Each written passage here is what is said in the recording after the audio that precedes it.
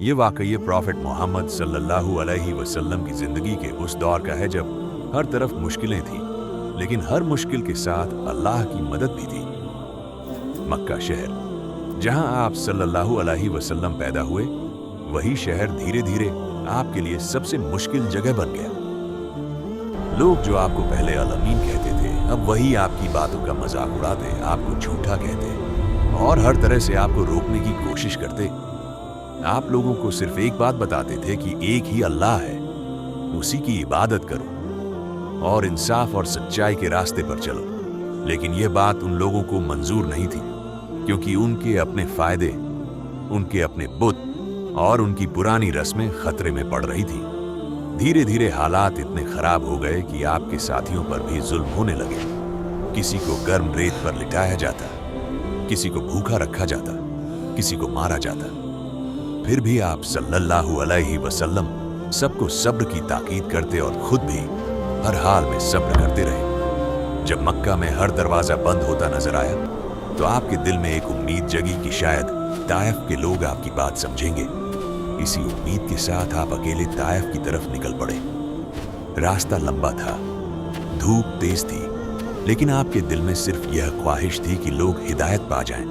जब आप ताइफ पहुंचे तो वहां के सरदारों से मिले और उन्हें अल्लाह का पैगाम सुनाया। लेकिन उन्होंने आपकी बात को न सिर्फ ठुकरा दिया, बल्कि आपका मजाक भी उड़ाया। इतना ही नहीं, उन्होंने शहर के बच्चों और आम लोगों को उकसाया कि वे आपको पत्थर मारे।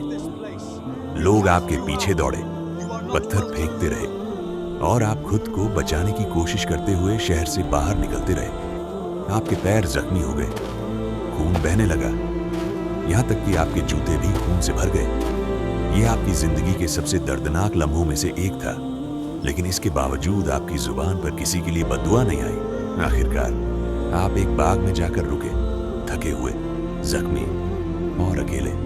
लेकिन फिर भी आपने अपने रब से शिकायत नहीं की, बल्कि एक ऐसी दुआ की जो आज भी सब्र और यकीन की सबसे बड़ी मिसाल मानी जाती है। आपने कहा कि ऐ अल्लाह, मैं अपनी कमजोरी तेरे सामने रखता हूं। अगर तू मुझसे नाराज नहीं है तो मुझे किसी तकलीफ की परवाह नहीं। ये लफ्ज ये बताते हैं कि आपके लिए सबसे बड़ी चीज अल्लाह की रजा थी, न कि दुनिया की आसानी। इसी दौरान अल्लाह ने एक फरिश्ते को भेजा, जिसने कहा कि अगर आप चाहें तो इन लोगों पर पहाड़ गिरा दिए जाए। यह बदला लेने का सबसे बड़ा मौका था, लेकिन आपने जो जवाब दिया वह इंसानियत की सबसे ऊंची मिसाल बन गया। आपने कहा कि नहीं, मैं उम्मीद करता हूं कि इनकी आने वाली नस्लों में ऐसे लोग होंगे जो अल्लाह को मानेंगे। यानी आपने उन लोगों के लिए भी भलाई चाही जिन्होंने आपको इतना दर्द दिया था। ताइफ से वापस आने के बाद भी मक्का के हालात आसान नहीं हुए, बल्कि दुश्मनी और बढ़ गई। लेकिन इसी बीच मदीना से कुछ लोग मक्का आए। उन्होंने आपकी बातें सुनी और इस्लाम कबूल कर लिया।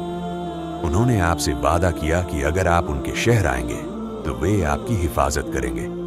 यह एक नई उम्मीद थी, एक नई शुरुआत का रास्ता। अल्लाह ने आपको मक्का छोड़ने का हुक्म दिया और यह घटना हिज्र के नाम से जानी जाती है। मुसलमान धीरे धीरे मक्का से मदीना जाने लगे। मदीना से कुछ लोग मक्का आए। उन्होंने आपकी बातें सुनी और इस्लाम कबूल कर लिया। उन्होंने वादा किया कि अगर आप उनके शहर आएंगे तो वे आपकी हिफाजत करेंगे। अल्लाह ने आपको मक्का छोड़ने का हुक्म दिया। दुश्मनों ने आपके खिलाफ एक बड़ी साजिश रची। उन्होंने तय किया कि हर कबीले का एक आदमी मिलकर आपको मार देगा। उस रात आपके घर को घेर लिया गया, लेकिन अल्लाह की योजना सबसे बड़ी थी। आपने अपने चचेरे भाई अली को अपने बिस्तर पर सुलाया और खुद रात में घर से निकल गए। आप अपने सबसे करीबी साथी अबू बकर के साथ मक्का से निकल पड़े। दोनों गुफाए थौर में छिप गए। दुश्मन बिल्कुल पास तक पहुंच गए। अबू बकर ने घबराकर कहा कि अगर उन्होंने नीचे देखा तो हमें देख लेंगे। लेकिन नबी ने पूरे सुकून के साथ कहा कि घबराओ मत, अल्लाह हमारे साथ है। कुछ दिन गुफा में रहने के बाद जब खतरा कम हो गया तो आप मदीना की तरफ रवाना हुए। दूसरी तरफ मदीना के लोग हर दिन आपका इंतजार करते थे। फिर एक दिन दूर से एक काफिला नजर आया। किसी ने पुकारा कि नबी आ गए। ये सुनते ही पूरा शहर खुशी से झूम उठा। मदीना पहुंचकर आपने एक नया समाज बनाया, जहां इंसाफ था, भाईचारा था और हर इंसान को